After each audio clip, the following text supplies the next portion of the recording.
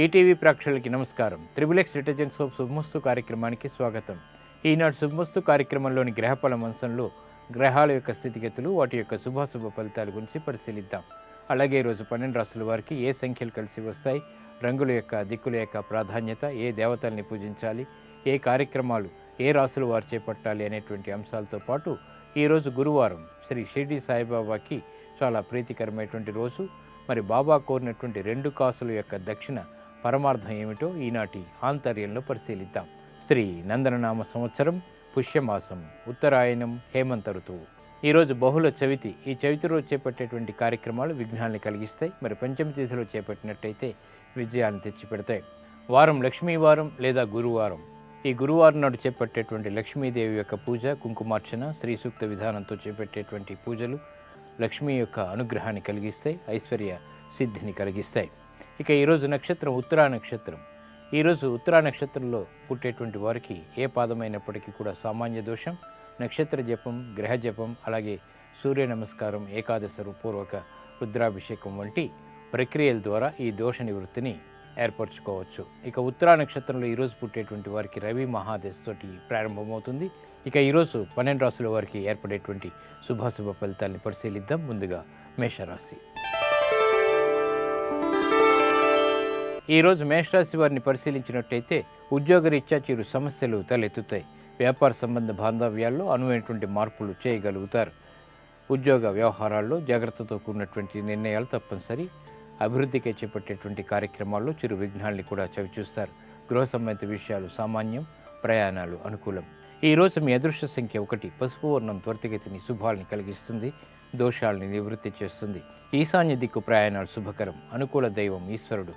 ఈరోజు మీరు శివాలయాన్ని దర్శించడం, ఈశ్వరుడికి అభిషేకాదులు నిర్వహించడం వంటి కార్యక్రమాల ద్వారా గ్రహ ప్రతికూలత దూరం అవుతుంది. ఆర్థిక సంబంధిత నూతన ప్రయత్నాలు ఈరోజు మీకు కొంతవరకు లాభిస్తాయి. ఈరోజు వృషభ రాశి వారిని పరిశీలించినట్టయితే అదృశ్య సంఘటనలు వృత్తిరీత్యా చోటు చేసుకుంటాయి. సాహసోపేతమైనటువంటి నిర్ణయాలకు ఉపక్రమించగలుగుతారు. కళారంగం వారికి అవకాశాలు దగ్గరవుతాయి, ఆదాయం పెరుగుతుంది. వృత్తిపరమైనటువంటి వ్యవహారాల్లో అన్ని రంగాల వారికి కూడా ఊరట లభిస్తుంది. గృహ ఉపయోగ కార్యక్రమాలను సక్రమంగా నిర్వహించగలుగుతారు. ఆరోగ్యం పదిలం. ఈరోజు మీ అదృష్ట సంఖ్య 6. తెలుపు వర్ణం ప్రశాంతతను పెంచుతుంది. తూర్పు దిక్కు ప్రయాణాలు శుభకరం. అనుకూల దైవం ఆంజనేయ స్వామి. ఈరోజు మీరు ఆంజనేయ స్వామిని దర్శించడం, స్వామికి అభిషేకాదులు నిర్వహించడం వంటి కార్యక్రమాల ద్వారా గ్రహ అనుకూలతని రెట్టింపు చేసుకోగలుగుతారు. విజయ పరంపర అన్ని రంగాల వారికి కూడా చేకూరుతుంది. నూతన వ్యాపార విస్తరణలు వంటివి ఈరోజు మీకు లాభిస్తాయి. ఈరోజు మిథున రాశి వారిని పరిశీలించినట్టయితే స్త్రీలు శుభవార్తలు వింటారు. ఆనందకర వాతావరణం గృహంలో చోటు చేసుకుంటుంది. ఆకస్మిక ఆదాయాన్ని పెంపొందింప చేసుకునేటువంటి మార్గాలు ఏర్పడతాయి. వృత్తిపరమైనటువంటి వ్యవహారాల్లో కూడా ఆర్థిక సంబంధ బాంధవ్యాలు మెరుగుపడతాయి. వ్యాపార సంబంధిత కార్యక్రమాల్లో ఆధిక్యతకే చేసేటువంటి ప్రయత్నాలు లాభిస్తాయి. గృహ విషయాలు కొంతవరకు అనుకూలం, ప్రయాణాలు సానుకూలం.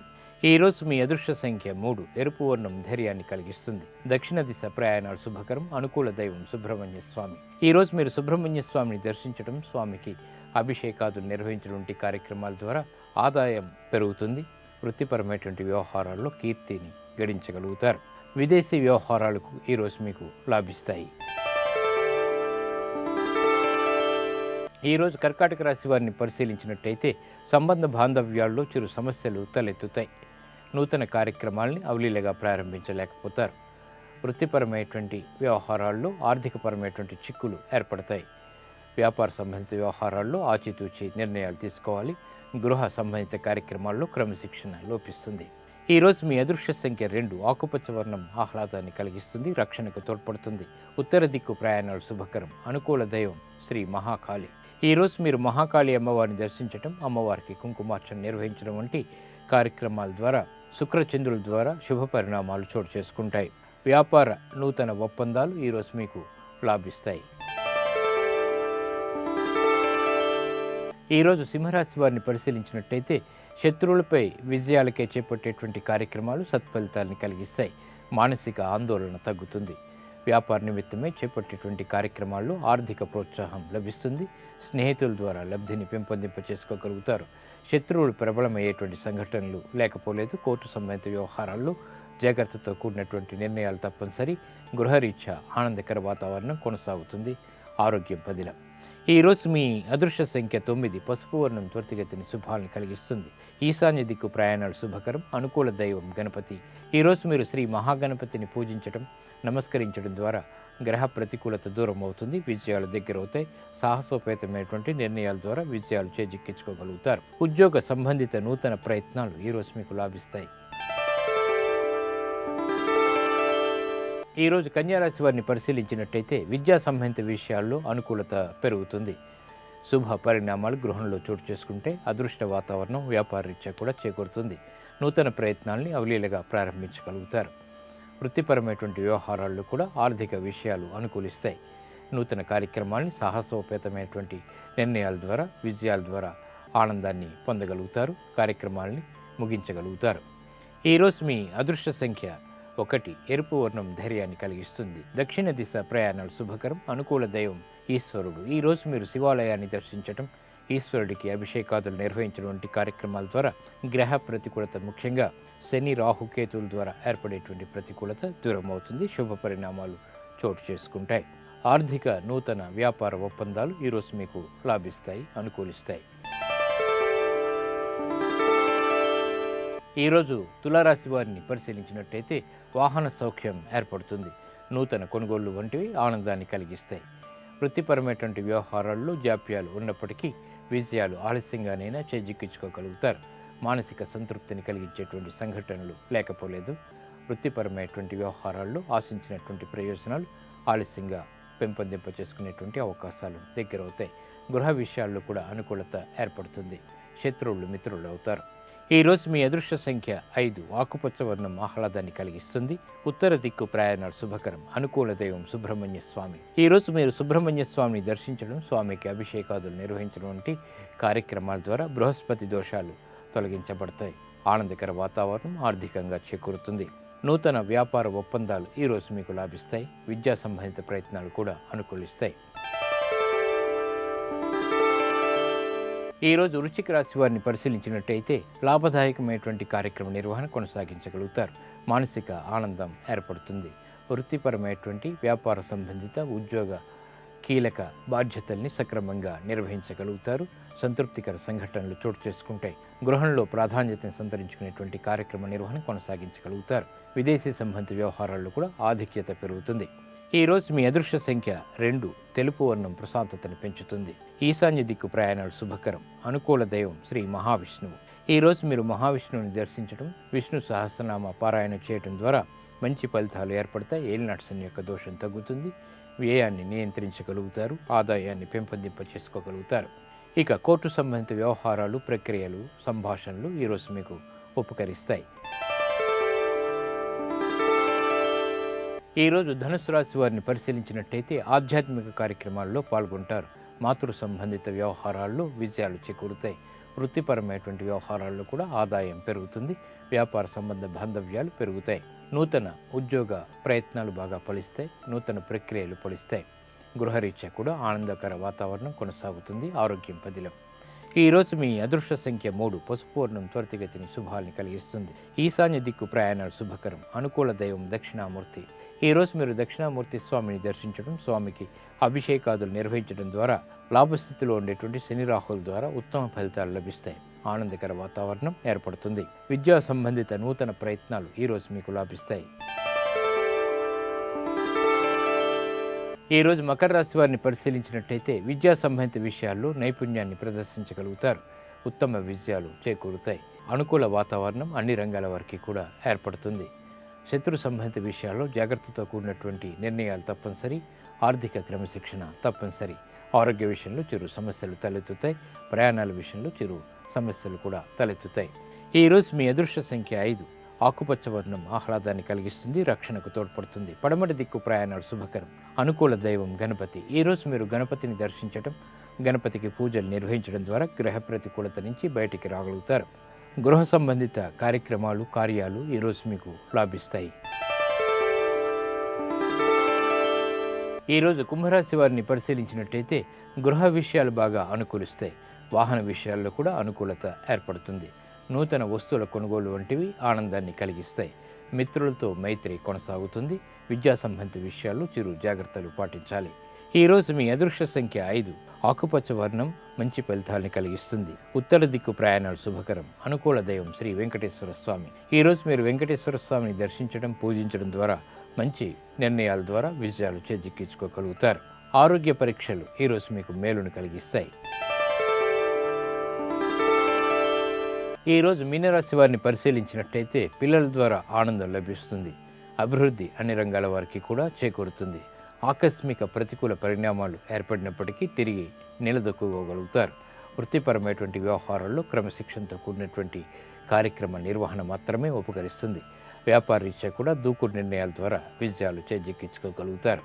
గృహ ఉపయోగ కార్యక్రమ నిర్వహణ కొనసాగుతుంది. ఆనందకర వాతావరణం ఏర్పడుతుంది.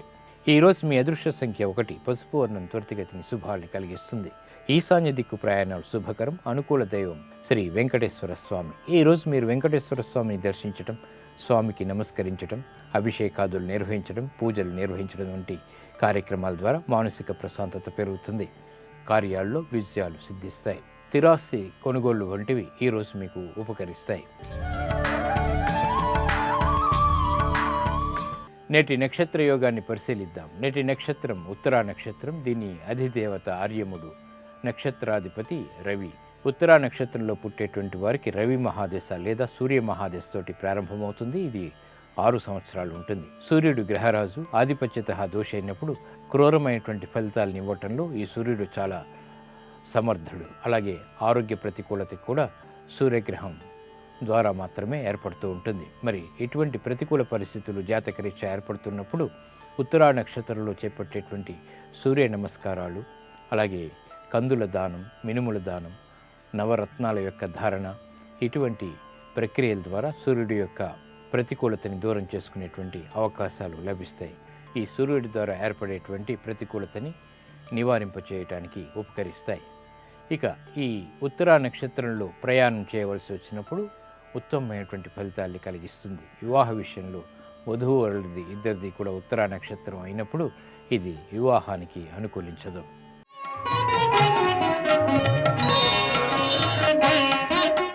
శ్రీ షిర్డీ సాయిబాబా భౌతికంగా జీవించి ఉన్న కాలంలో ఆయన చేపట్టినటువంటి ప్రతి చర్య వెనుక ఆధ్యాత్మిక పరమార్థం ఉంటుంది. ఆయన 2 కాసుల దక్షిణగా కోరినటువంటి వ్యవహారంలో ఎటువంటి ఆధ్యాత్మిక పరమార్థం ఉందో పరిశీలిద్దాం. ఆధ్యాత్మిక సాధనలో పురోగతి సాధించాలంటే మనం భగవంతునికి అర్పించేటువంటి కానుకలు మహోన్నతంగా ఉండాలి. బాబా సాధారణంగా తన వద్దకు వచ్చినటువంటి భక్తులకు 2 కాసుల దక్షిణ అడిగేవారు.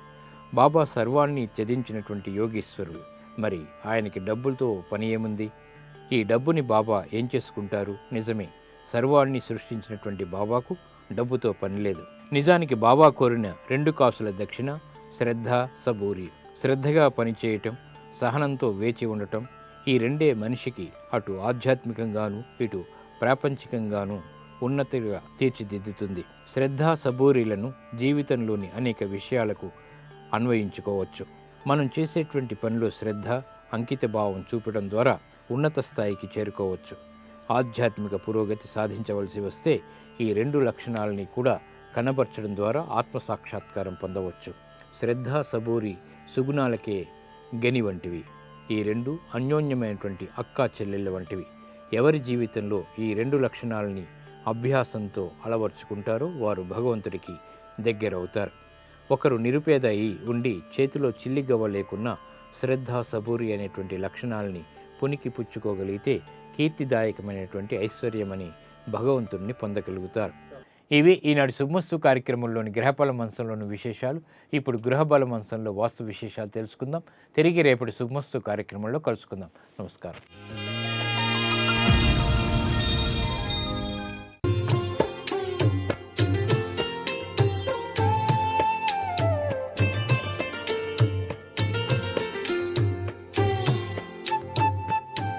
త్రిబుల్ ఎక్స్ డిటర్జెంట్ సోప్ శుభమస్తు కార్యక్రమంలో గృహ బలం అంశానికి స్వాగతం.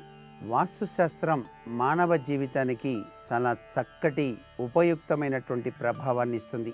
ఈశ్వరానుగ్రహంతో గృహాన్ని కట్టగానే సరిపోదు, ఆ గృహంలో ఎటువంటి వాస్తు దోషాలు లేకుండా కనుక ఉన్నట్లయితేనే ఆ జీవితం సుఖ సంతోషాలతో వర్ధిల్లుతుంది. గ్రహచార రీత్యా గ్రహాలన్నీ కూడా చాలా చక్కగా ఉన్నప్పటికీ వాస్తు ప్రభావం కొత్తల్లో అంత బాగా పనిచేయకపోయినా వ్యక్తి జీవితంలో గ్రహచార గతుల ప్రభావంలో ఏమాత్రం తేడా కనిపించినా వాస్తుశాస్త్రం మాత్రం తప్పనిసరిగా ఆ వ్యక్తిని అధోగతి స్థితికి దిగజార్చుతుంది.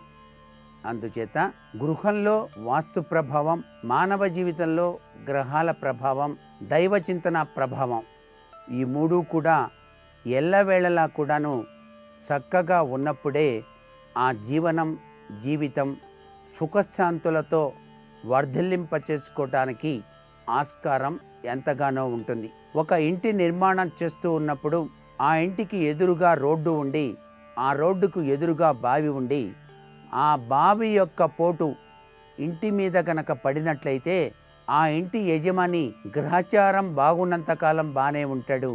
తరువాత గ్రహచారంలో ఏ కాస్త లోపం వచ్చినప్పటికీ కూడా అనారోగ్య లక్షణాలతో ఆపరేషన్ల వరకు వెళ్ళాల్సిన పరిస్థితి ఏర్పడుతుంది అనేటువంటి విషయాన్ని గుర్తుపెట్టుకోవాలి. ఈశాన్యంలో అత్యధికమైనటువంటి ఎత్తు పనికిరాదు, మెట్లు కట్టడం అసలు పనికిరాదు. ఈశాన్యంలో గనక గదుల నిర్మాణం చేసినట్లయితే అనర్థదాయకవంతమైన ప్రభావానికి గురి కావాల్సి వస్తుంది. ఈశాన్యంలో నడక వచ్చేలాగున గేట్లు ఏర్పాటు చేసుకోవటం సర్వత్రా శుభదాయకవంతమైన ప్రభావాన్ని ఇస్తాయి.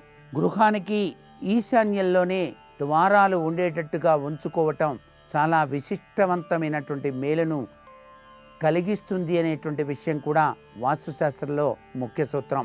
గృహంలో ఉన్నటువంటి ప్రతి గదికి ఉచ్చ స్థానంలోనే ద్వారాలు ఏర్పాటు చేసుకోవాలి తప్ప మనకు తోచిన చందాన ద్వారాల్ని ఏర్పాటు చేసుకున్నట్లయితే అనేక ఇక్కట్లకు గురి కావలసి వస్తుంది అనే ముఖ్య సూత్రాన్ని కూడా పాటించాలి. ముఖ్య ద్వారానికి ప్రహరీ గేటు దిమ్మె పోటు తగలకుండా చాలా శ్రద్ధ వహించాల్సిన పరిస్థితి ఎంతైనా ఉంటుంది. గృహంలో కూడా ఈశాన్య గది పల్లంగా కట్టడం చాలా శుభదాయకవంతమైన ప్రభావాన్ని ఇస్తుందని గ్రహించాలి. ఈశాన్యం గదికి ఎన్ని వాకిళ్ళు ఉన్నప్పటికీ కూడా తప్పు లేదు అని కూడా శాస్త్రంలో చెప్పారు. శ్రీపదమని ఈశాన్యం గదికి 4 వాకిళ్ళు ఉంచి గృహంలో వాస్తు దోషాలుంటే శుభాన్ని చేకూర్చుకోవడానికి కూడా ఆస్కారం ఎంతైనా ఉంటుందని కూడా శాస్త్రం. తూర్పు ఈశాన్యం, ఉత్తర ఈశాన్య ద్వారాలను మూతలు వేయక నడక ఎక్కువగా ఉండేలాగున మీరు గనక జాగ్రత్త తీసుకుంటే చాలా మంచిది.